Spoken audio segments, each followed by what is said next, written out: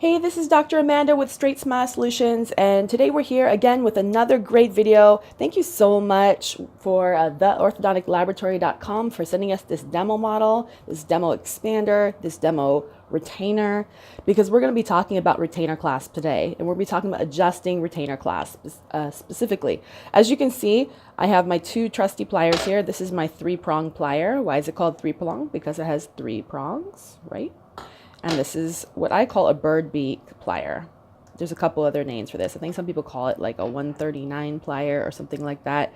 But basically it has a square tip and then a rounded tip. So if you do not have these two pliers, I would not attempt to start adjusting retainers yet because you need both of those.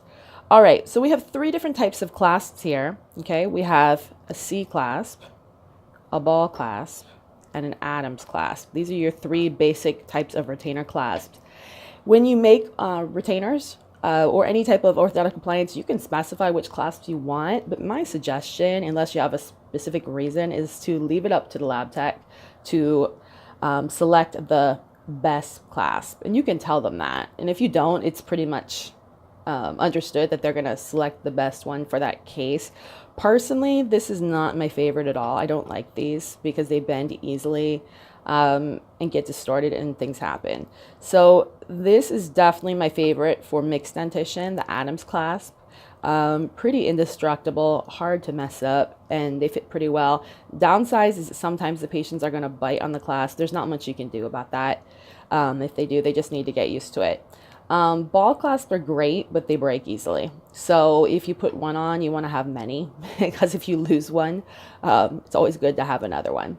But besides that, the only other thing you got going on here that needs to be adjusted is the labial bow. And this is totally adjusted wrong, the way this came on this model, or maybe someone was playing with it already.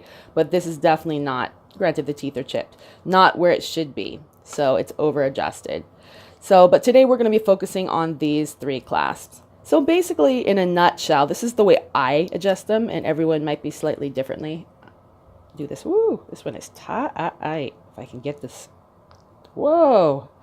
Great fit. Orthodontic Lab. There we go. Got it off. Okay. That's a great sign if it's tight. All right. So to adjust a Si clasp, I just tighten a tiny bit right here. The main thing is the ball needs to be under the undercut. It cannot impinge in the gingiva. And when I try retainers in, the first thing I'm going to do is snap them down and check the gingiva and see if they are, engaged or impinging the gingiva at all. Because start there, okay? And once you're kind of out of the woods, then make sure it's seating fully. The acrylic needs to be fully seating. If it's rocking or anything like that, it's not ready yet for adjusting. So before you start messing with the clasp, you want to make sure that your retainer is actually seating and seating comfortably. Once you get it seating and it's a little too loose, then you can start adjusting the clasp. So this one's an easy adjust. This one's also a pretty easy adjust. You're just going to use your three-prong, okay? And you're just going to tighten it just a tiny bit right there at the little bend, okay? And sometimes you need to tighten it here and here. Just a tiny squeeze, a little bit goes a long way. If you overdo it, you can either flip this around and do it the other way, or you can use the square portion of this to go ahead and loosen it. And you know what? You're just going to need to play with it to try to practice it. But, in a nutshell, it's something like this, okay? To tighten, like this, okay? To loosen, you could either do like this, or you can flip it around and do like this, okay? All different ways, no wrong or right way. With the Adams clasp, I always start adjusting closest to the acrylic, okay? And if you're trying to tighten it, I'm going to squeeze like this and this, both spots, okay? If you're trying to loosen it, the opposite generally, okay? But remember, this will often interfere with the occlusion, but not a huge deal if it's in mixed dentition. So that's pretty much it. That's how I adjust retainer clasp. It's going to take a lot of trial and error for you to learn how to do this more ideally.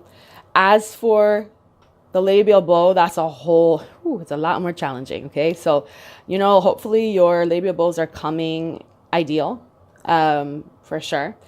And if you're using this just for a functional appliance for ortho, it's probably not a huge deal at all to have the labial bow, contacting and ideal. But if you're using it for actual retention, it is a huge deal. So hopefully we'll get to that at a later time. All right, have a great day. Thanks for listening to our video. And as always, visit StraightSmileSolutions.com for more information or for just suggestions on what you want us to teach or review. If you're looking to increase your orthodontic production, do visit us. Visit our whole video library and all our YouTubes. All right, have a great day. StraightSmileSolutions.com.